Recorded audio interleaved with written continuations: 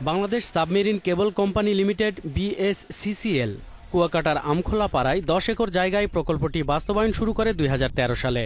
সাগরতলে বিশেষ ধরনের তার দিয়ে দক্ষিণ এশিয়ার দেশগুলোর সাথে মধ্যপ্রাচ্য এবং পশ্চিম ইউরোপের দেশগুলোর ইন্টারনেট সংযোগ সৃষ্টি এ প্রকল্পের মূল লক্ষ্য।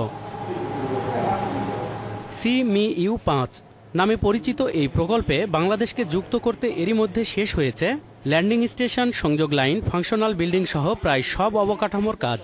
এখন চলছে কক্সবাজারের সাবমেরিন কেবল স্টেশনের ব্যাকবোনের সাথে যুক্ত করার কাজ। বর্তমান কাঠামোয় প্রতি সেকেন্ডে সর্বোচ্চ 200 গিগাবাইট ব্যান্ডউইথ পাচ্ছে ICT ও টেলিকম কোম্পানিগুলো। একমাত্র লাইন হওয়ায় মাঝে মধ্যেই ভূগর্ভস্থ তার কাটা পড়া সহ বিড়ম্বনা সইতে হতো দেশবাসীকে। এই সংকট উত্তরণে প্রায় 1500 GBps ক্ষমতা গতিসম্পন্ন দ্বিতীয় সাবমেরিন কেবল স্টেশন নির্মাণ শুরু হয়।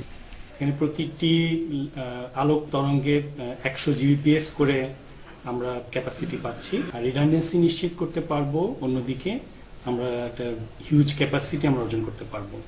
দ্বিতীয় ল্যান্ডিং স্টেশনে যুক্ত হওয়ার পর ইন্টারনেট ব্যান্ডউইথের গতি বাড়বে 8 গুণেরও বেশি। সুযোগ হবে ব্যান্ডউইথ রপ্তানিও। আমরা পারলে রপ্তানি করব, লিজ দিব।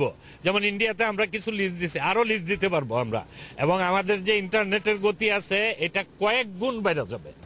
Singapore, Malaysia, Thailand, Bangladesh, Bharat, Sri Lanka, সংযুক্ত আরব আমিরাত, পাকিস্তান, সৌদি আরব, মিশর, ইতালি, তিউনিসিয়া, আলজেরিয়া ও ফ্রান্স সহ 19টি দেশ এই কেবলের মালিক।